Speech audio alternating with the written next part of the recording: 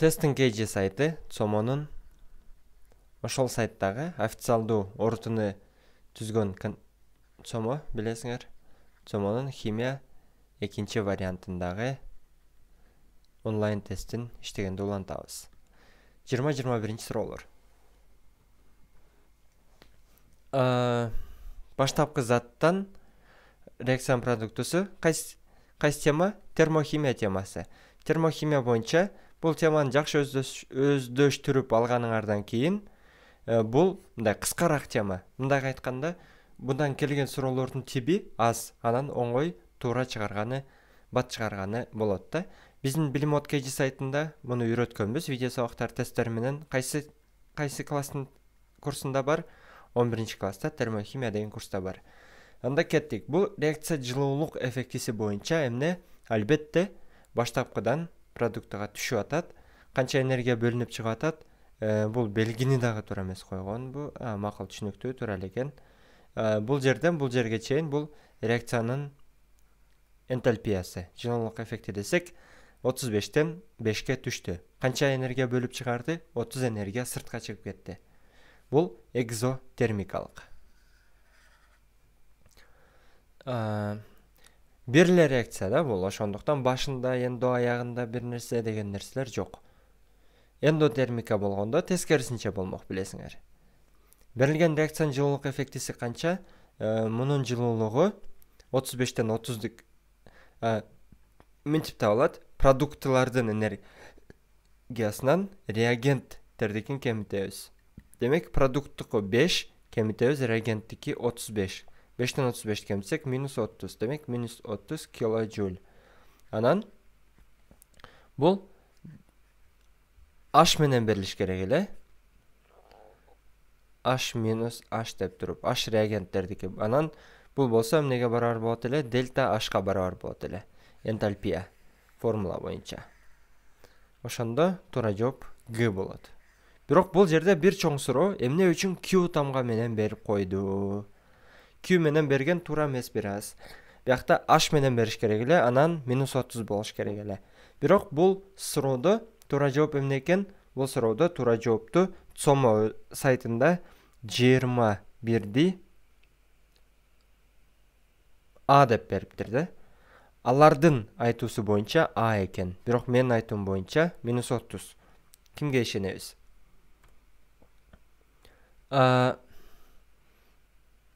Негизи. Так. Биринчиден Q менен бербеш керек эле, дельта H менен бериш керек эле. Экинчиден биз реакциянын перспективасынан карайбыз. Физикада тескерисинче карайт. Физикада адам энергия берсе минус деп эсептелет, адам энергия алса плюс деп эсептелет. Биз химияда болсо системанын ичинен карайт элек.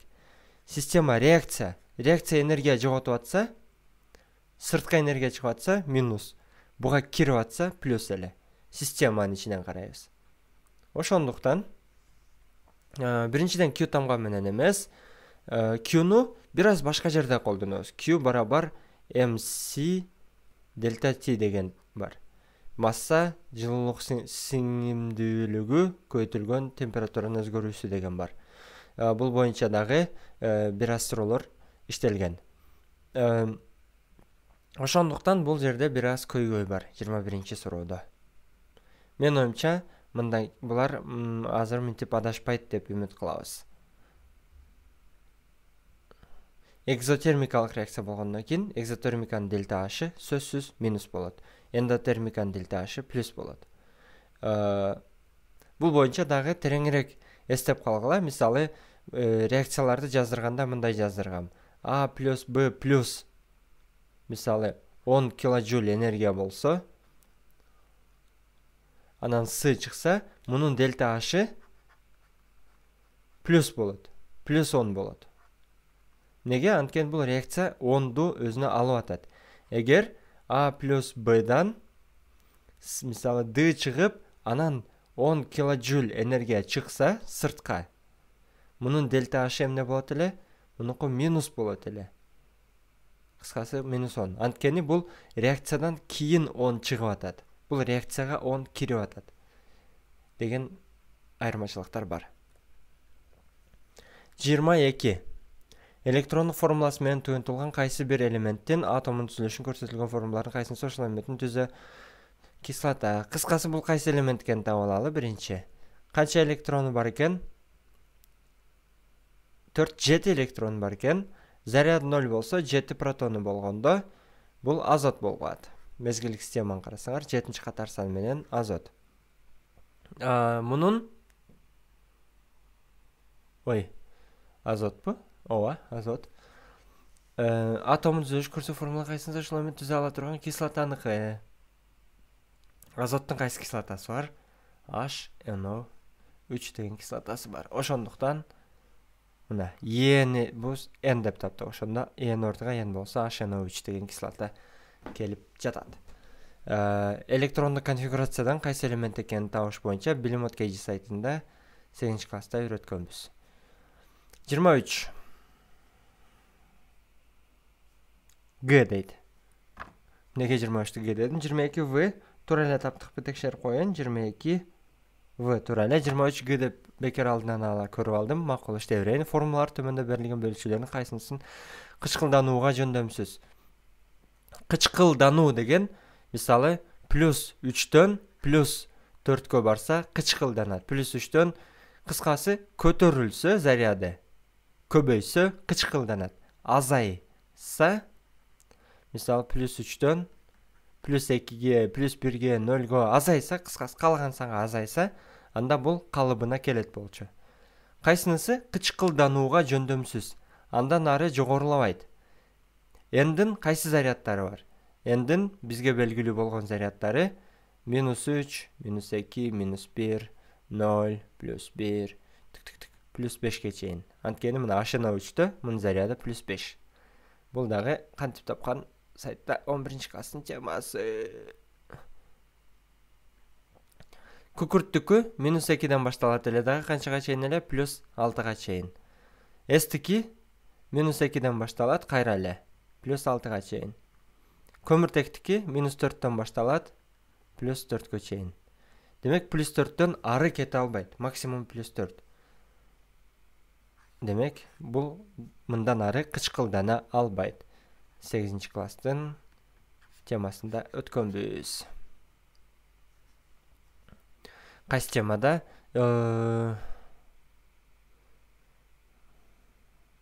Заряддарды аныктоодо да эми менин оюмча. 24. Бир көлөм алкин күйгөндө 4 көлөм кычкылтек сарпталат. Алкиндин формуласы эмне? CnH2n-2. Бардык көлөмдөр нормал шартта чыгат. Төмөндө алкиндердин кайсынысын күйгүзүшкөн дейт. Демек, бир көлөм алкин күйгөндө 4 көлөм кычкылтек сарпталыптыр.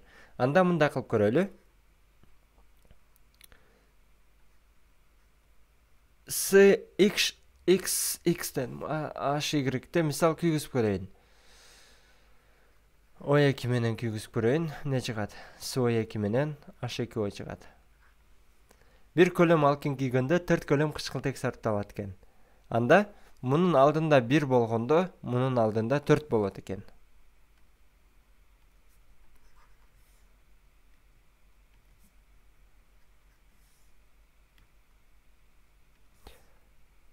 Будан 1 көлөм күйсө, будан 4 көлөм күйөт экен. Бияка X'тан беребиз, анткени X көмүртек бар. Кыйнабайынчы. Узун жол менен тапсак болот, мисалы. Жок, антпейин, мен дароо эле бирөөнү алып туруп иштегенди көрсөтүп берейин. Кайсын алабыз? Ортодон баштасак жакшы, же бутинден, же пропинден. Так, этин деген C2H2. Бутин деген C4H6. Пропин деген C3H4. Пентин деген C5H8. 2ден эмес, 5ден эмес, ортодогу бирөөнү алалы. 4 алалы. C4H6-ны күйгүзүп көрөлү. SO2 менен H2O чыгат. Эми теңдейли. Бул жака 4төн беребиз. Анткени 4 көмүртек бар. Бул жака 3тен беребиз. Анткени H-тан 6 бар. Бул жака 1ди бердик ошондо. 4-2 8, 3-тү кошсок 11. Демек бул жака 11 бөлүү 2ден берет экенбиз. Ооба, ушинтип теңдесе болот. Сайтта мынтип теңдегенди көрсөткөнмүн силерге. 9-класстын темасы, 10-класстын темаларында. Анда кеттик. Бул эмескен 1ге 11-ди 2-ге бөлсөк 5,5 кирет экен. Демек S4 эмес. Анда азырагын алып көрөбүз да. S3'ті алып көрөлү. S3H4. Муну күйгүзсөк, SO2 менен су чыгат. Теңдесек, бияка 3тен беребиз, бияка 2ден беребиз. 6, 2-ни коштук 8. Демек бияка 4. Ошондо теңделди. 1ге 4 кирип атат. Демек бул эмне экен? Пропен экен. Ордуна коюп иштөөдө эң кичинен эмес, эң чоңду эмес, ортодон алсаңар билип аласыңар да. Көбүрөөк керек болса чоң жака жыласың, азыраак келип атса бияка жыласың. Эң кичинеден баштап алсаң, көбүрөөк келсе ар бирине жылып отурганда болбойт да. Бая мен айткан нерсени бияка да коюп койдум эле. Мисалы, мына экзотермикалык реакция болуш үчүн эмне болуш керек? Сөзсүз дельта H негатив дейт. Негатив деген англисче сөздөн терс дегенди билдирет. Позитив деген оң дегенди билдирет. Реагенттерден продукттардын энергиясы аз болсо, биздеги берилген маселеде ошондой эле. Мына. Реагенттерден продукттардын энергиясы аз. Ылдый түштү. Ылдый түшкөндө бул терс болуш керек болчу. Мына. Жылуулук кирсе, дельта H плюс болот.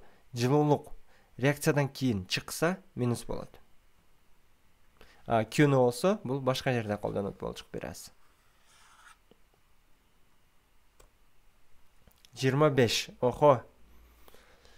Муну жыргап түшүндүргөнмүн. Каякта? Сайтта 11-класста кайра эле реакциянын ылдамдыгы темасында. Мага жаккан темалардын бирөө.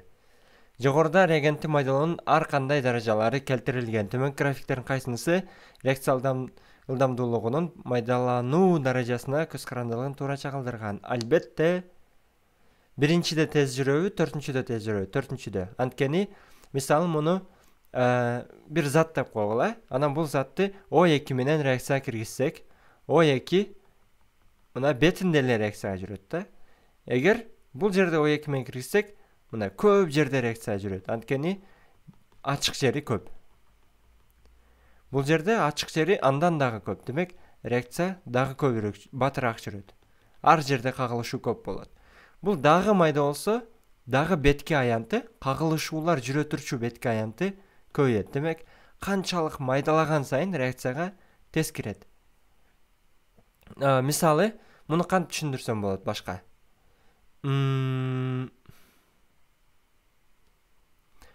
Бир картошканы майга кууралы да. Этти кууралы, көчтү.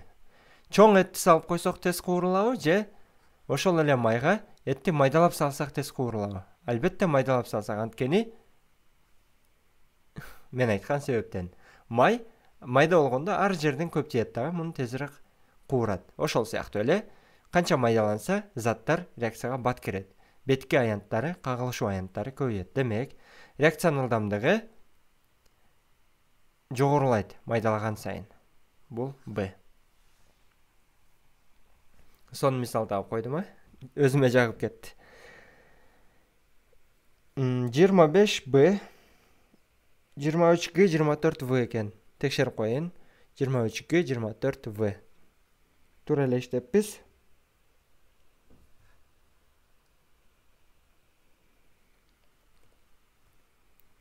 Жогоруда заттардын бири-бирине айлануусунун схемасы берилген. Төмөндө көрсөтүлгөн жооптордун кайсынысына көмүртектин атомдору эң эле жөнөкөй 4 байланыш болсо SP3, анткени S1 P3 экөөнү кошсок 4 болот. SP3 деген бул S1 P3 дегенди түшүндүрөт эле. Бул 3 жака кеткен, демек SP2. 3 колу бар. Кош байланыш анан бирдик. Бул 2 эле тарап, демек SP. Анда эмне болуп калды? SP3'тен SP2'ге, SP2'ден SP-га өзгөрдү дагы. 26-нын туура жообу Б болду. Булар сыяктуу суроолорду дагы сайтта 10-класстын темасында көп иштегенбиз.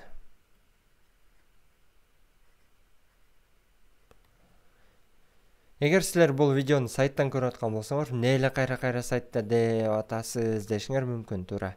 Бирок мен бул видеону YouTube'ка дагы чыгарайын деп ойлоп атам. Эгер YouTube'ка чыгарсам, анда көпчүлүк окуучулар бизде Bilimod KG деген видео курстар бар, сабагыбыз бар экен билбейт. Көпчүлүк окуучулар ойлошот, бизде YouTube каналыбыз гана бар деп. Ошондуктан кайра эскертип атырым. 27. Күкүрт кычкылдыгынын кислотасынын, күкүрт кислотасы деген H2SO4. Эритмесине төмөн жактагы заттардын кайсынысын кошуу анын эритмедеги массалык үлүшүн жогорулатат. Натрий гидроксидти кошсок, натрий SO4 пайда болот. SO2-ни кошсок, SO2 сууга кошулса эмне пайда болот эле? Сайтта кайсы жерде өттүк? Кислоталуу жамгырлар деген бир нерсе бар эле го, билесиз, эсиңердеби? H2SO3 пайда болот. Бирок SO3 газы абага чыкса, суу менен реакцияга кирет дагы H2SO4 пайда кылат эле. Ошондуктан бул газдар абага чыкса, абада сөзсүз суу бар да, булут жамгыр каяктан келет дейсиңер. Демек, заводдон ушул газдар абага чыкса, эмне болот экен?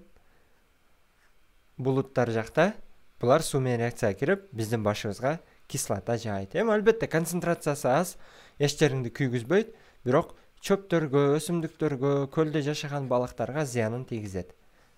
Демек, SO3 деген туура жооп. Анткени SO3 суу менен киргенде, мына, эритмесине дейт, эритмесинде суу бар. SO3'тү кошсок, дагы H2SO4 пайда боло берет. Мына, бир идиште H2SO4 пайда бар болсо, буга SO3'тү кошсоң, H2SO4'түн эритмеси, албетте, суу бар, анан H2SO4 бар. Муну кошсок, бул суу менен биригип H2SO4'түн санын көбөйтө берет. Ошондуктан В болот. 28. Жогоруда кайталанма реакциянын схемасы көрсөтүлгөн. Эгерде реакциядагы аралашмага дайыма эле суусуз жезин сульфатын кошуп турса, тузун гидролизин эсепке албаганда эфирдин концентрациясы кандай болуп өзгөрөт? Ого!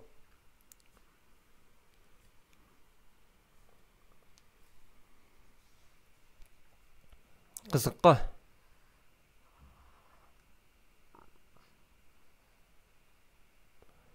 Биякта кандай реакция жүрүп атыптыр? Могу реакция ушунун ичинде жүрүп атыптыр. Тең салмактуулук экен да, кайталма реакция болгондо бир учурда тең салмактуулукка жетет. Кислота менен не болуп атат биякта? CH3 COH менен метанол реакцияга кирип, мисалы HO CH3 реакцияга кирип, нени пайда кылып атат? CH3 CO CH3 менен сууну пайда кылат. Кыйналып кеттим го жазам деп. Анан кайсынысынын О'су кетет болчу? Мен оюмча мындайга кетет эле го дейм.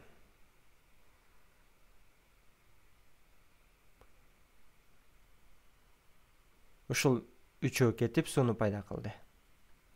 Эгерде реакциядагы аралашмага дайым эле суусуз жезин сульфатын кошуп турса, эфирдин концентрациясы кандай болуп өзгөрөт? Мына, бул эфир. Кандай эфир? Татаал эфир.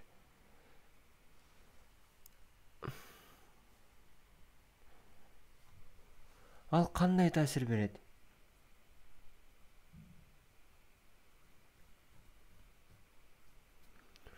Купрум SO4'түн гидролизин эске албаганда дейт.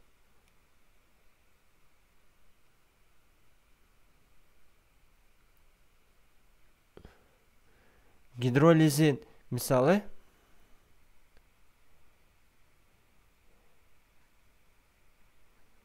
купрум СО4 бул эрийби эрибейби өзү? Карайынчы эригиштик таблицаны.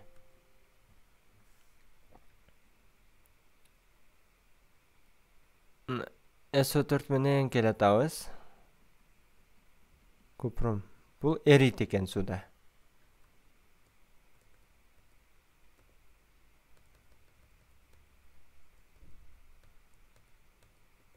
Эрисе бул кандай болуп берет? Купрум 2 плюс менен СО4 2 минуска эрийт. Макул. Пайда болгон купрум эч нерсе кылбасын. Бирок СО4 не болот? Пайда болгон СО4. Бул дагы күчтүү кислота негизичи. Негизи бул сууну алып туруп жанагын пайда кыла албайт да. Эми булар пайда кылат деп ойлогон күндө дагы эмне пайда болот эле? -1 менен OH- пайда болот. HSO4- дагы бир сууну алса, эмне пайда кылат? H2SO4 менен дагы OH-. Бирок H2SO4 күчтүү болгондуктан бул дээрлик эрип кетет. Кыскасын айтканда, бул реакция бияка жүрүшү кыйын, бияка эле жүрөт. Артка көп жүрөт. Бул дагы артка көп жүрөт. Ошондуктан бияка кетти деп эсептеш кыйын. Кетти деп эсептесек, эмне болмок? Суунун саны азаймак. Бир аз кетсе дагы суу бир аз азаят. Тура. Бирок негизи муну эритиш үчүн дагы суу колдонулат да, баары бир. Демек, бияктагы бизде бар болгон суулар башка максатта колдонулуп баштады. Бул тең салмактуулукту кармап тургандан дагы башка максатта колдонулуп баштаса, бул азайып баштады. Бул азайса, Le Chatelier принципи боюнча сайтта 11-класстын темасы билесиңер, тең салмактуулуктар боюнча. Бул азайса, муну толукташ үчүн реакция биякты карай жылып баштайт. Кайра бир тең салмактуулукка келгиче. Биякты карай жылса, сууну толукташ үчүн. Бир аз суу көбөйөт да, бир аз сууну көбөйтөм десе, бул дагы пайда болот, сөзсүз. Бул экөө жүрсө, сөзсүз бул пайда болот. Демек, эмне Le Chatelier принципи боюнча бул көбөйүш керек. Бул дагы бир аз көбөй. Албетте, бул башында 100 болсо, 80ге түштү, кийин муну толтурам деп 100ге чыгарбайт. 80ге түшүп калганды 85ке чыгарат. Бирок бул дагы 105ке көбөйүп кетет. Мисалы 100-100дөн болсо, бул азайып 80ге түшүп калса, муну көбөйтөм деп реакция оң тарапты карай жүрөт. Бул 5 чыкса 105 болот, буга 5 кошулса 85 болот. Кыскасы, бул көбөйөт. Анын баарын кайрадан түшүндүрүп чыкпайын, ошол видеону карайсыңар. Демек эмне? Бул көбөйөт экен эфир. Ошондуктан туура жооп Г.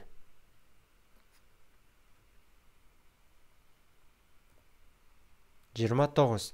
Эмпирикалык формуласы CH2O сыртында N менен. Демек, малярдык массасы 60 болгон кошулманын молекуласында канча сутек атому бар? Эң эле жөнөкөй суроо.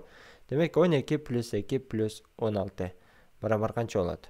Анан энге көбөйтсөк канча болуш керек экен? 60 болуш керек экен. 14 16-ны кошсок 30. 30 көбөйтүү N барабар 60, демек N барабар 2. Анда бул эмне экен? C2H4O2 экен. Канча сутек бар? 4 сутек бар. 29 Г. 30. Көрсөтүлгөн кошулмалардын формуласында X менен Y индекстери кандай? Кызыктуу суроо экен. Так, феррум OH-тан 2, анан X, анан SO4 экен. Карагыла, биякта SO4-түн өзүнүн заряды канча? -2. Макул, мындай кылып көрсөтөйүнчү.